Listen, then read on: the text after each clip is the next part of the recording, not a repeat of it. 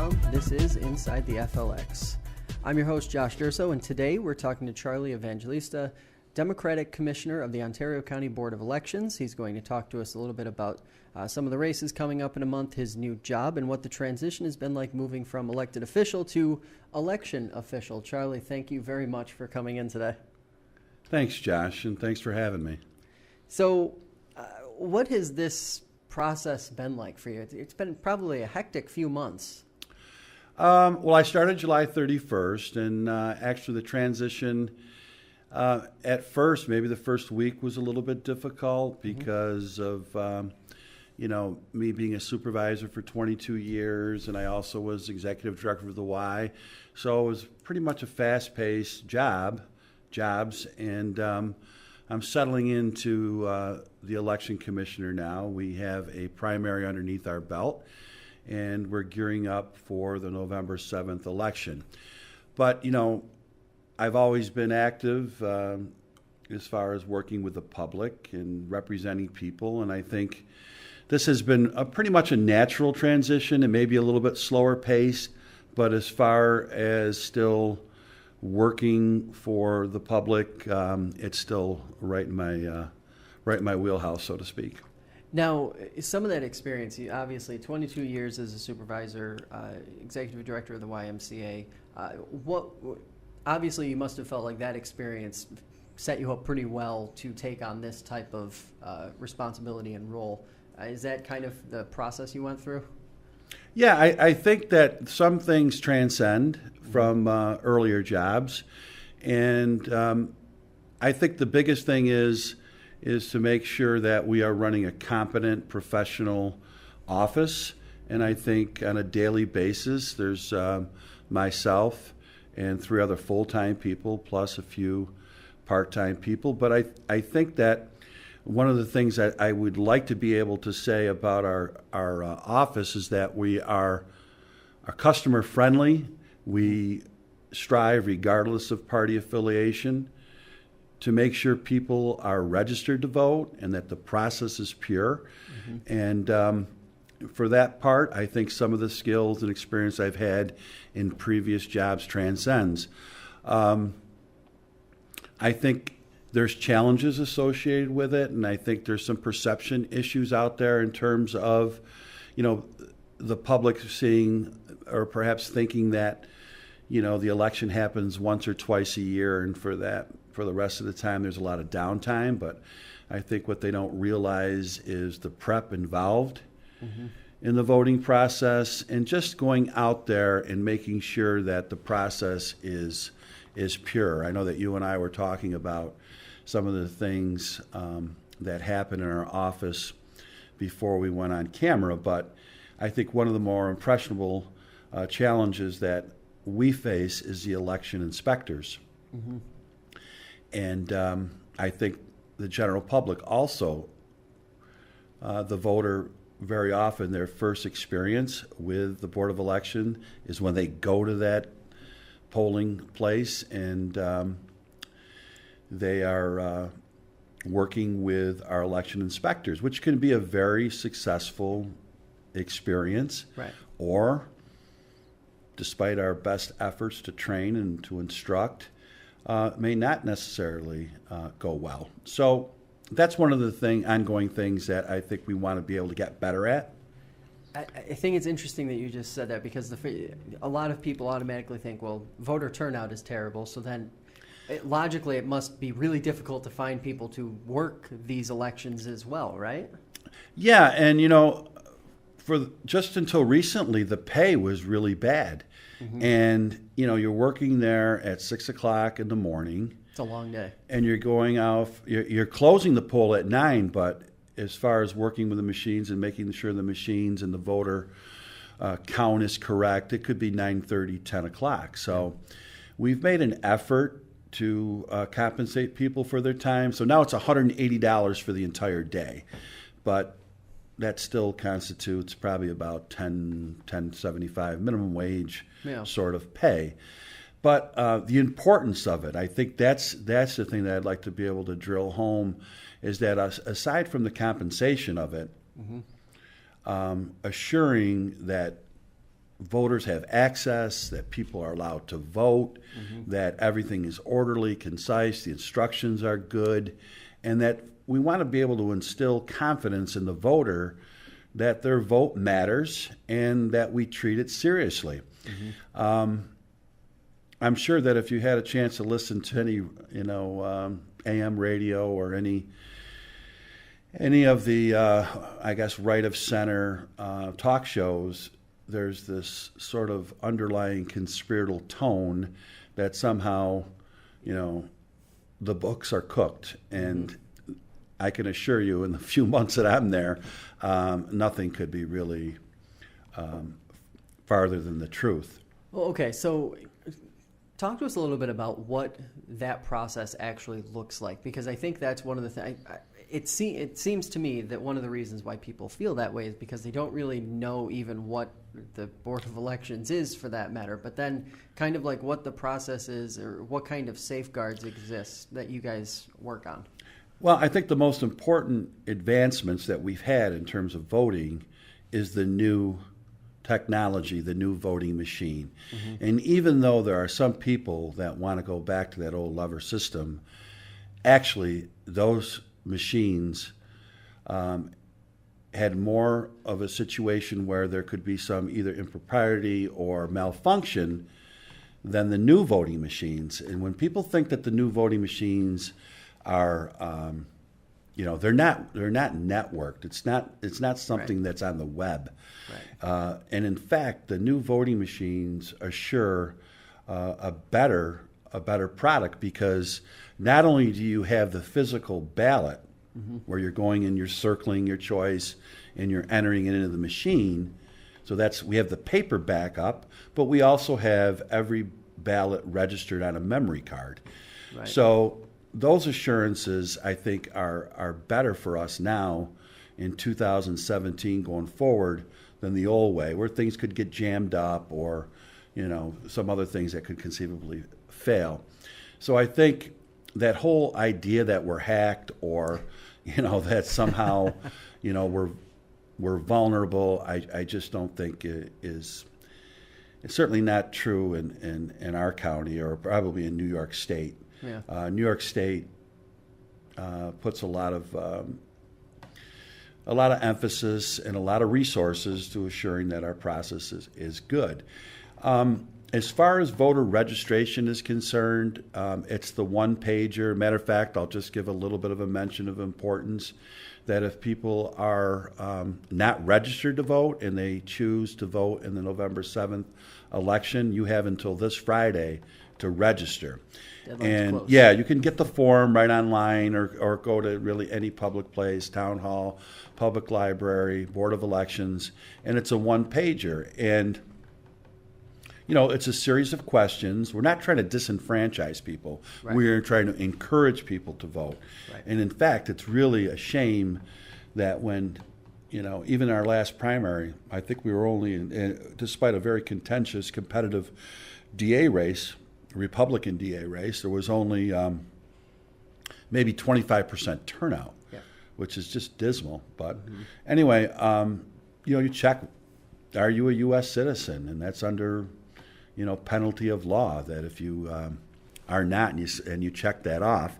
And then, we have the whole voter system is not just limited to Ontario County, it's statewide, so that people can't vote twice, addresses are checked. So there's a whole series of safeguards to protect the voter. I think our concern is to get more people out there voting, including young people, and local elections matter too. That's significant too. People always want to try to vote in the presidential election, and they want to be able to cast that ballot for president. And last year we saw an unbelievable amount of people that voted, and we had new voting registrations, and in fact, we're at an all-time high. So we're at around 72,000 registered voters, which is huge. But getting back to participation, it's really important that people understand that local elections matter, and while it may not be a high profile race, voting for that supervisor, voting for that mayor, voting for that highway superintendent really affects your life on a daily basis versus, something on a national level. Now, you just mentioned the getting more people registered, getting more voters registered. Do you guys see a connection between, as you get more people registered, more people turn out to vote, or do the numbers kind of not hash out always that way? Well, I think it goes back again to the point that I made as far as people not necessarily coming out for primaries or not necessarily coming out for local elections, which is a real shame. People really drove up the numbers because of the contentious Trump-Clinton race last year. More and more people came out and registered. Yeah. There's an adage in the office, and I can't refute it or ascertain it now, that 80% of 80-year-olds vote, 70% of 70-year-olds vote, 60% of 60-year-old votes, all the way down the line. I'm seeing some validity towards that. Yeah. And, we need to have our 20-year-olds and 30-year-olds, get out there. They are active, and a lot of them are active in different groups, but I think it's super important of the power of the vote. How worrisome is it? It's worrisome. It's really worrisome because obviously the 80-year-olds aren't getting any younger, and we need to have, for our democracy to thrive. I'm not trying to put it trite or a cliche, but you really have to have participation at that younger level. And I don't care what year it is. I don't care what election it is.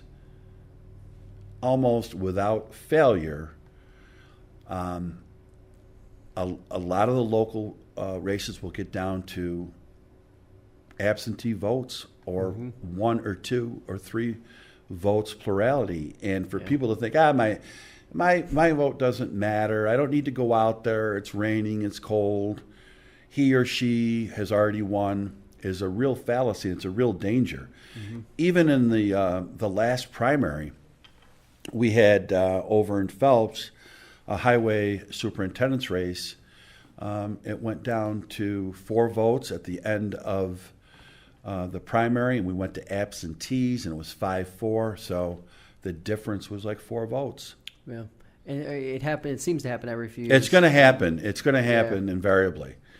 So I guess one of my other questions that I kind of thinking about all of these local issues, and you see a lot of young people getting out and getting involved. But what do you think that what could help getting more people in general out to vote?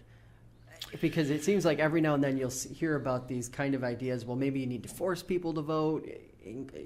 I don't. Some really spacey ideas, but is there a magic bullet? Is there one thing that could be done, or a couple things that maybe could, more open voting, maybe an open voting period instead of an election day? Well, I've heard all sorts of theories, including having people vote electronically from their home and all sorts of situations like that. I really think back, to when I was 18. I think the most impressionable factors in terms of me being involved in politics and being involved in the process was a teacher and some civic classes and doing mock elections. And it may sound maybe that's not something there that they want to teach in the high schools or whatever, but I think it's very important. And I also think that I'd like to be able to bring, again, I don't want to, come across as being an expert, having worked a couple months, but I think we can do better as an office in terms of voter outreach and being out there in public places and being out there in events. Mike and I are going to Victor High School on Friday, and we're going to not only talk about what the Board of Elections does, but we're also going to talk a little bit about why parties matter, why being a Democrat matters, why being a Republican matters.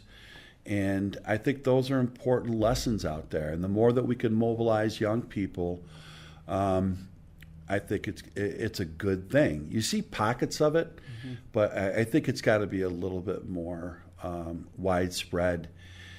And, again, I don't want to sound like someone, well, back when I was younger, but I think there was more of an emphasis by our parents to participate as well.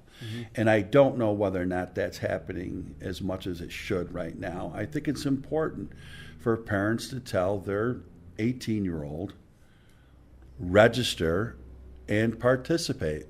We don't care what party you want to enroll in or what candidate you want to back or vote for, but be part of the process. You got to be in the game. Right. Now, you just kind of pointed to it. You and your Republican counterpart are going to be putting together a presentation for high school students.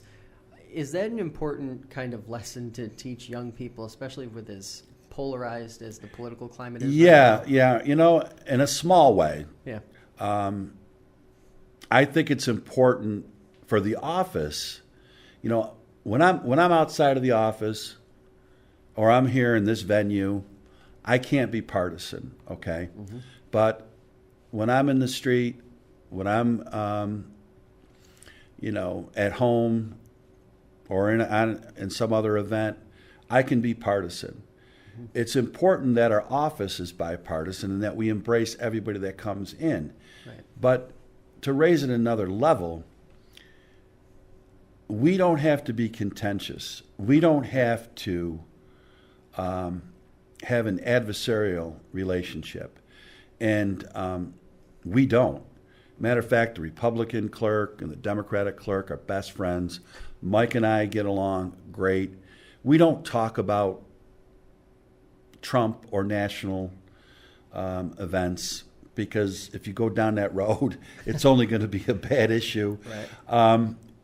So, we make sure that we have that sort of tone so that when people come in the door, we're not some really closed union shop where we say, you just do this and I do this and I won't cross this line and you don't cross that line.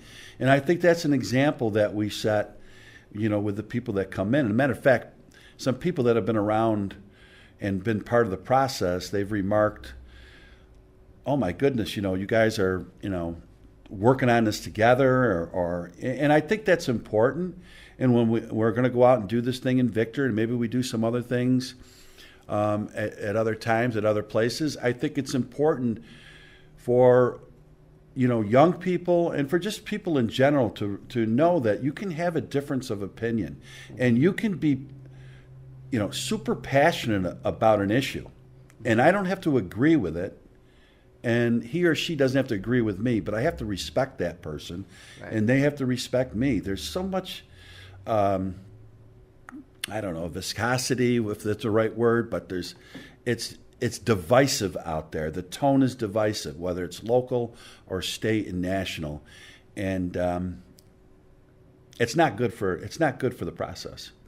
Now, where are you now in that process? The election is in about roughly a month. Yeah. Where are you guys sort of in this process, getting ready, geared up? Last week, as far as the process is concerned, they call it building the ballot, and we built it. And by Friday, by law, we had to have the military absentee ballots out. Mm-hmm. So we got them all out on Thursday. And then we have the permanent disability absentees, and they went out, and then the civilians, probably 400 ballots go out. Mm-hmm. So they've been put out, and then actually the absentee is really the ballot that you're going to see when you go into the respective polling place. Yeah. So that's out there, and that's going to be ready.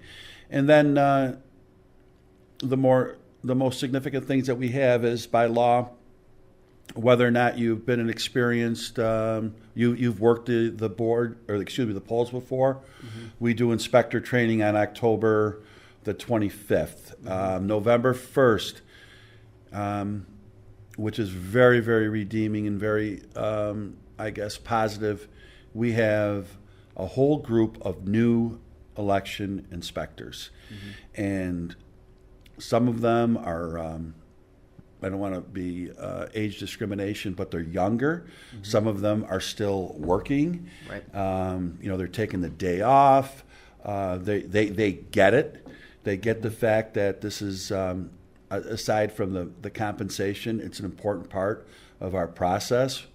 So we're excited about, having some new, and they're all good. But at the same time, we have to make sure that we have a younger group of inspectors that are coming to replace some of the inspectors that have served us so well. So that'd be one of our good ender questions here. How does someone become, so maybe someone's listening to this right now and they're saying to themselves, hey, that doesn't sound bad. Sounds like something I might want to do. How can they go about the process of getting involved maybe next year or, So many of our forms are right on the Board of Elections Ontario County website, including how to be an election inspector, and there's an application that is right there that they can download. You certainly can call the Board of Elections. We will definitely help you through the process. It's 585-396-4005.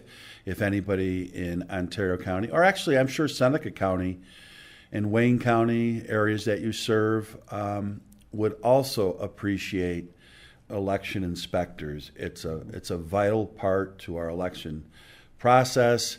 We pay you for the training.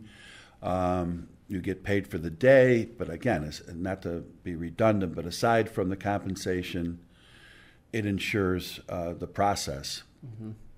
Now, what are some of the, obviously it isn't a presidential year, but there are plenty of races taking shape in Ontario County. What are some of those races, bigger races that are taking place? Well, all of the supervisor races in Ontario County are up except for the town of Victor. With that said, there's probably just a handful that are contested races. The city of Canandaigua has one supervisor race and several town council races. City of Geneva, 3 supervisor races. Town of Canandaigua, there's a race for supervisor. And then throughout the county, there are contested races in town councils, highway superintendents. The DA race, even though the primary, Jim Ritz won the primary, Kitty Carley has her name on at least 3 lines. But regardless, whether or not it's a contested race or it's a smaller, less high-profile race, we just encourage people to get out and exercise their right to vote. Now, my last question for you, it seems to be with any of these larger counties, the counties that span a lot of miles, that the logistics of tending to a large county that's spread out stresses any office. I was wondering if you guys kind of feel that burn as well, having to go all the way from Victor to Geneva and points south and north. You're right. I mean, that's one of the things that we get questioned about by people that are running for office, supervisors, past supervisors, interested people. Their main complaint is when they get the results. We get the results up by about 10:30, but what they don't realize is that we have a chain of custody. When the voting districts close down, when the polls close, we rely on the sheriff's deputies for the most part. Yeah. They're bringing that memory card over. Yep. They're bringing the polling books back. Yeah. And we go up really as fast as possible to get those results up at 10:30. Now, there is some software that's available where you can upload the unofficial results almost as soon as the polls close, but it's $150,000 per year. Little price. Not per year. Initial cost plus license costs, and then you're still going to rely on the human element. So I think we do a great job. It's a big team effort to get those. We thank the Sheriff's Department because they're hustling, and our county is large. I mean, you're going to go all the way from Canadice to Geneva, and then you're going to go all the way up to Victor, and to get everything back. And there's 92 different districts that we cover.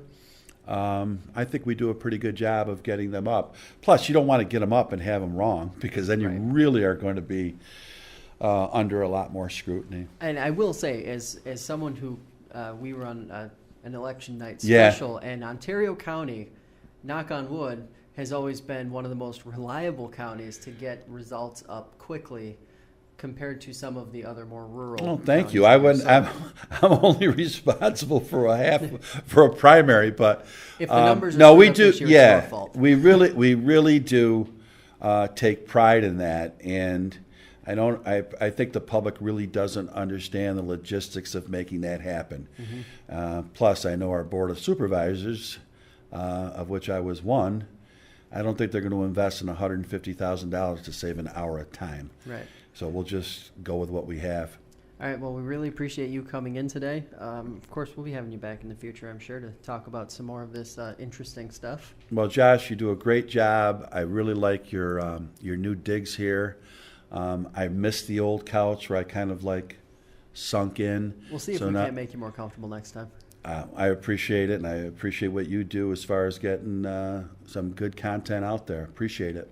Absolutely. Well, that's going to do it for us today. I'd like to thank Charlie for stopping by, our listeners, and FingerLakes1.com for making this podcast possible. Inside the FLX airs Sundays at 7 p.m. on Spectrum, Channel 12, and is available on iTunes, Stitcher, and the FingerLakes1.com app. Thanks for listening, and we'll catch you next time.